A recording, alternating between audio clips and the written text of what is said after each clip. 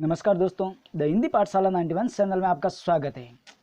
हम पढ़ रहे संपूर्ण हिंदी व्याकरण, जिसमें आज की हमारी क्लास नंबर है 48 यानी 48। ठीक है दोस्तों, आज हम पढ़ेंगे शब्द शुद्धि यानी शब्द शुद्धि क्या है, इसके बारे में हम पढ़ेंगे विस्तार से, कैसे शब्द शुद्धि। ठीक है, अब देखिए दोस्तों, शब्द शुद्धि यानी कि भाषा विचारों की अभिव्यक्ति का सशक्त माध्यम है और शब्द भाषा की सबसे छोटी सार्थक इकाई है। भाषा के माध्यम से ही मनुष्य मौखिक और लिखित रूपों से अपने विचारों को अभिव्यक्त कर पाता है। इस वैचारिक अभिव्यक्ति के लिए शब्दों का शुद्ध प्रयोग होना आवश्यक है। यानी भाषा विचारों की अभिव्यक्ति का सशक्त माध्यम और शब्द भाषा की सबसे छोटी क्या है, सार्थक इकाई है। भाषा के माध्यम से ही मनुष्य मौखिक और लिखित रूपों से अपने विचारों को अभिव्यक्त कर पाता है और इस वैचारिक अभिव्यक्ति के लिए शब्दों का शुद्ध प्रयोग होना क्या है, आवश्यक।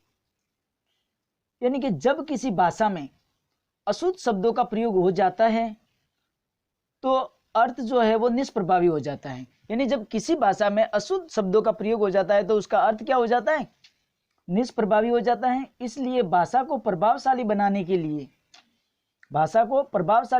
के लिए शुद्ध शब्दों का प्रयोग करना आवश्यक होता है।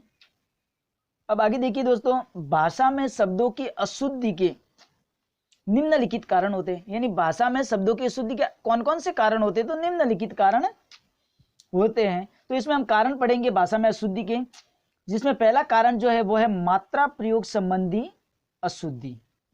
मात्रा प्रयोग संबंधी अशुद्धि यानी मात्राओं का प्रयोग करते समय किस प्रकार से अशुद्धि होती है वो पढ़ेंगे। अब देखिए दोस्तों, ये जो है ये अशुद्ध है और ये शुद्ध, इसी प्रकार से इधर वाले शब्द अशुद्ध और इधर वाले शुद्ध है। तो देखिए अतिथि, हम जाने अनजाने में अतिथि थी के अंदर बड़ी ई की मात्रा लगा देते हैं, जबकि एक्चुअल में ये भी छोटी ई की मात्रा होती है, ये शुद्ध है अतिथि।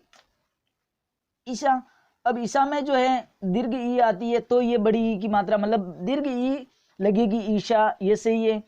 उसी प्रकार से उषा में दीर्घ ऊ नहीं आएगा बल्कि लघु ऊ आएगा।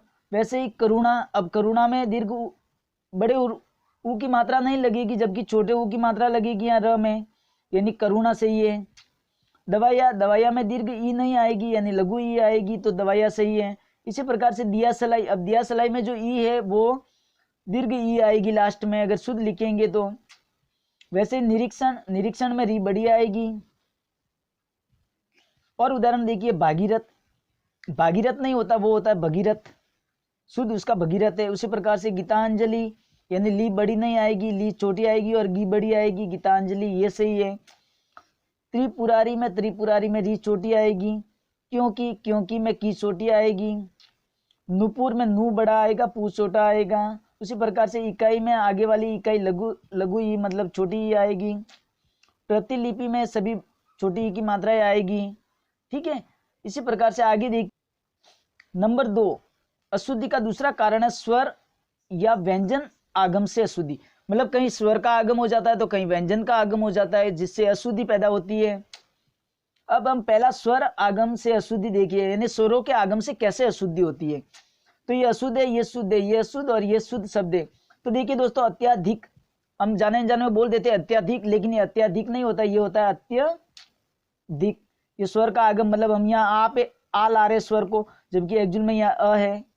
उसी प्रकार से प्रदर्शिनी नहीं होता जबकि प्रदर्शनी होता है। या ई हमें ऐसे ही बीच में ला रहे हैं, ये स्वर का आगम कर रहे हैं, ये गलत है। उसी प्रकार से अहोरात्रि नहीं होता, अहोरात्र होता है। द्वारिका नहीं होता, द्वारका होता है। वैसे ही अहिल्या नहीं होता, अहल्या होता है। फिर आधीन नहीं होता, अधीन होता है। तदानुकूल नहीं होता,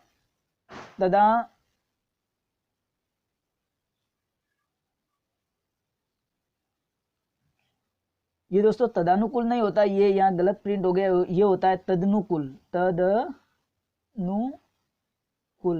ठीक है, तदनुकूल होता है। उसी प्रकार से वापिस नहीं होता, वापस होता है। फिर दोस्तों दूसरा जो है वो है इसमें व्यंजन के आगम से अशुद्धि पैदा होना। यानी व्यंजन के आने से अशुद्धि कैसे पैदा होती है, तो देखिए सदृश्य यानी सदृश, ये बीच में यह आगम हो गया। उसी प्रकार से चिकित्सा यानी चिकित्सा होता है, यह क आगम हो गया है। मानवीयकरण नहीं होता, मानवीकरण होता है।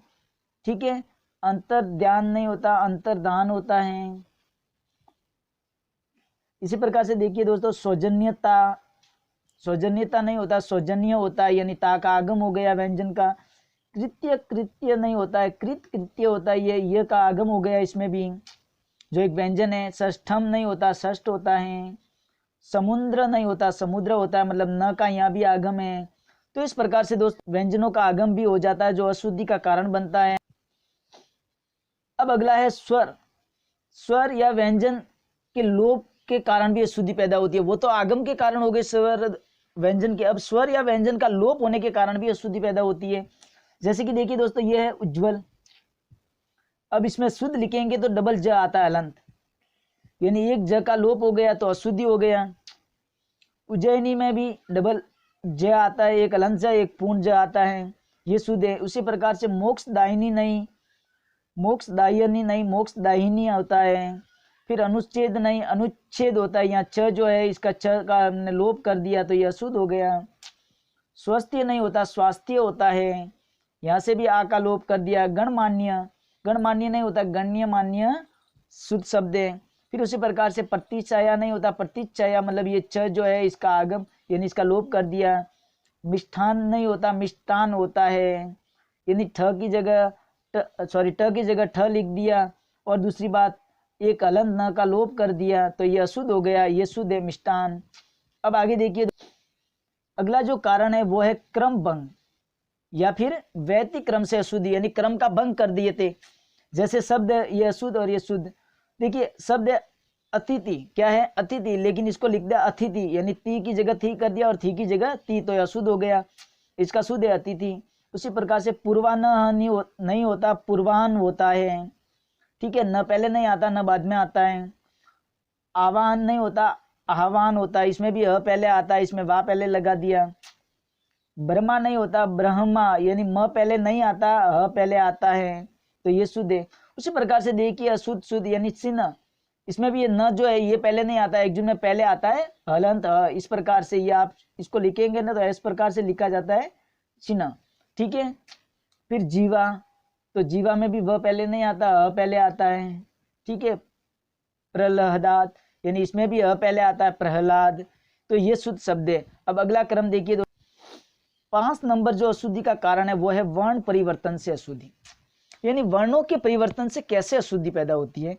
तो देखिए दोस्तों, अधिशासी, अब अधिशासी में ये मूर्धन्य स लिख दिया, जबकि इसमें आता है दंतीय स आता है, यानी वर्ण का परिवर्तन हो गया तो ये अशुद्धि हो गई। शुद्ध शब्द है अधिशासी।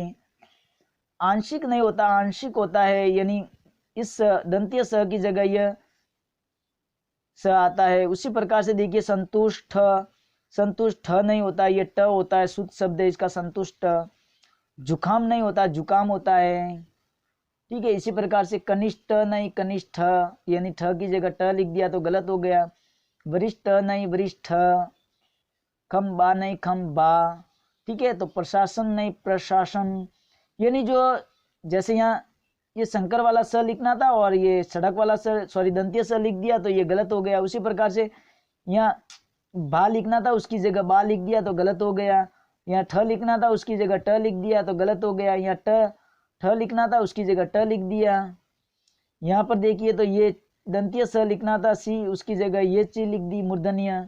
ठीक है, यहाँ भी ये च लिखना था तो ये स लिख दिया दंतीय स। ठीक है, जुकाम नहीं, का लिखना था उसकी जगह खा लिख दिया तो ये गलत हो गया। इसी प्रकार से आगे देखिए, अगला जो 6 नंबर कारण है वो है संयुक्ताक्षर या द्वित्व वर्ण, मतलब डबल वर्णों के अशुद्धि कैसे पैदा होती है। यानी उत्तीर्ण, उत्तीर्ण नहीं होता जबकि उत्तीर्ण होता है। यहाँ एक हलंत जो है इसका लोप कर दिया इन्होंने, हलंत त भी आता है बीच में, तब जाके शुद्ध होता है। उसी प्रकार से वृद्धि नहीं होता, वृद्धि होता है।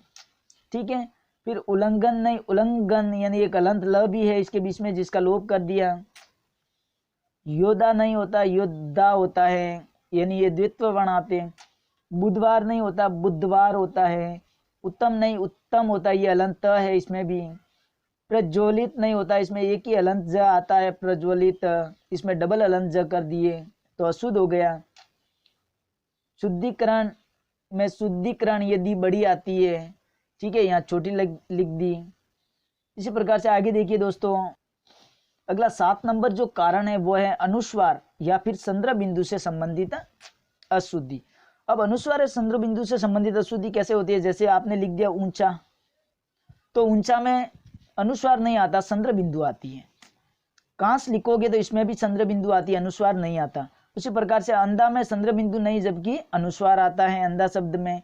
फिर कुआं लिखोगे तो कुआं में संद्र बिंदु लगती है, शुद्ध लिखोगे तो कुआं के ऊपर। उसी प्रकार से चंचल में संद्र बिंदु नहीं, जबकि अनुस्वार लगता है। झूठ में संद्र बिंदु नहीं और नहीं अनुस्वार, कुछ नहीं लगता, सीधा झूठ लिखा जाता है। उसी प्रकार से थूक में अनुस्वार नहीं, सीधा लिखा जाता है थूक। हंसना में अनुस्वार नहीं आता, संद्र बिंदु आती है हंसना। इसी प्रकार से आगे देखिए, अगला 8 नंबर जो है वो है र, यानी रेप से संबंधित, यानी र वर्ण से संबंधित अशुद्धि कैसे। जैसे ये लिखा आशीर्वाद, जबकि आशीर्वाद नहीं होता, आशीर्वाद होता है। ये जो र है ये व के ऊपर लगना चाहिए था, हलंत र जो है व के ऊपर और उन्होंने स के ऊपर लगा दिया तो ये गलत हो गया। उसी प्रकार से अर्थात, अर्थात नहीं होता, अर्थ यानी अ के बाद में र आता है और इन्होंने थ के बाद में र लिख दिया तो गलत हो गया, यानी अर्थात ये चाहिए। अनुग्रह नहीं होता, अनुग्रह होता है, यानी र की मात्रा होती है और री की मात्रा लगा दी, ये अनुग्रह से ही है। विग्रह नहीं होता, विग्रह होता है। उसी प्रकार से देखिए, पूर्ण जन्म नहीं होता, पुनर्जन्म होता है, ठीक है। और ये र, ये देखो त और अ के बीच में हलंत र लगा दिया, जबकि यह र कहाँ आता है, त और द के बीच में आता है, त और द के बीच में ये हलंत र आता है, यानी अंतर्देशीय होता है। उसी प्रकार से सरमत नहीं होता, स और र के, स और म के बीच में लगा दिया, जबकि ये म और थ के बीच में आता है हलंत र, तो होता समर्थ। उसी प्रकार से बृहस्पति नहीं होता, बृहस्पति होता है, मतलब री की मात्रा लगती है और हलंत र की मात्रा लगा दी, जबकि ये लगती है हलंत री की मात्रा। उसी प्रकार से आगे देखिए, अब दूसरा जो अगला जो नियम है वो है 9 नंबर, यानी संधि से संबंधित अशुद्धि। संधि से संबंधित अशुद्धि कैसे, जैसे अत्याधिक, तो अत्याधिक नहीं होता, अत्यधिक होता है। उसी प्रकार से अंताक्षरी नहीं, अंत्याक्षरी होता है। अभ्यारण्य नहीं, अभ्यारण्य होता है। लघुत्तर नहीं, लघुत्तर होता है, यानी ऊ की मात्रा बड़े ऊ की लगती है। उसी प्रकार से उपरोक्त नहीं, उपरयुक्त होता है शुद्ध। कविंद्र में ई भी छोटी नहीं आएगी, जबकि बड़ी आएगी कविंद्र। उसी प्रकार से दुरावस्था में नहीं होगा, दुर्वस्था होगा। फिर भगवत गीता नहीं होगा, भगवत द गीता होगा, यानी त नहीं आएगा, त की जगह क्या आएगा, द आएगा हलंत। इसी प्रकार से आगे अगला जो है 10 नंबर, यानी उपसर्ग से संबंधित अशुद्धि। यानी उपसर्ग से कैसे अशुद्धि होती है, तो देखो दोस्तों, अनाधिकार यानी अ उपसर्ग है, ठीक है। इसमें उपसर्ग है अन, कौन सा उपसर्ग है, अन, ठीक है, तो ये होना गया अनधिकार। उसी प्रकार से नी संकोच, ठीक है, यानी नी, ये उपसर्ग है नी उपसर्ग, तो निसंकोच हो गया, ये शुद्ध है। उसी प्रकार से निरावलंब, यानी नीर, कौन सा है ये उपसर्ग, नीर है, ठीक है, निर उपसर्ग है। निरावलंब यानी निरवलंब सही होता है। उसी प्रकार से निराभिमान यानी निरभिमान, निर उपसर्ग है, ठीक है। फिर सशंकित यानी सशंक होता है। निःशुल्क, निःशुल्क होता है, क्योंकि ये नी उपसर्ग है ये, ठीक है। उसी प्रकार से तदुपरांत नहीं, तदुपरांत होता है सही शब्द, वो नहीं ऊ आता है, ठीक है, तदु। उसी प्रकार से बेफिजूल नहीं, फिजूल होता है, ये बे जो है उपसर्ग लगा दिया, इसमें बेफिजूली लगाया ना। इसी प्रकार से अगला देखिए नियम दोस्तों, अगला 11 नंबर, यानी प्रत्यय से संबंधित अशुद्धि। अब प्रत्यय से संबंधित अशुद्धि कैसे, जैसे ये शब्द लिखा है ऐतिहासिक, जबकि होता है ऐतिहासिक, यानी एक प्रत्यय इसमें लगा हुआ है। उसी प्रकार से उपनिवेशिक नहीं, औपनिवेशिक, इसमें भी एक प्रत्यय है। ऐश्वर्य नहीं, ऐश्वर्य, ठीक है, यह प्रत्यय है। इसी प्रकार से अनुपातिक नहीं, आनुपातिक होता है, ये भी एक प्रत्यय हो गया। औद्योगिक नहीं, औद्योगिक होता है। फिर क्रोधित नहीं, क्रोध होता है। गौरवता नहीं, गुरुता होता है। धैर्यता नहीं, धैर्य होता है। तो इस प्रकार से दोस्तों इसमें हमने 11 प्रकार से अशुद्धि पढ़ी कि किन किन प्रकार से अशुद्धि होती है। अब आगे देखिए दोस्तों, आज की क्लास दोस्तों यानी शब्द शुद्धिकरण, यानी जो शब्द शुद्धि की शब्द अशुद्धि या शब्द शुद्धि भी कह सकते हो, शब्द अशुद्धि जो थी की क्लास आज हमारी पूर्ण हो गई। ठीक है दोस्तों, कल हम पढ़ेंगे वाक्य अशुद्धिकरण। वाक्य यानी वाक्य की अशुद्धि कैसे होती है, वाक्य में किस प्रकार से अशुद्धि होती है, उसके बारे में पढ़ेंगे। दोस्तों हमारी क्लास कैसी लगी आपको? अगर अच्छी लगी है तो वीडियो को लाइक करें, शेयर करें और हमारे चैनल को सब्सक्राइब करके हमें सपोर्ट करें। धन्यवाद।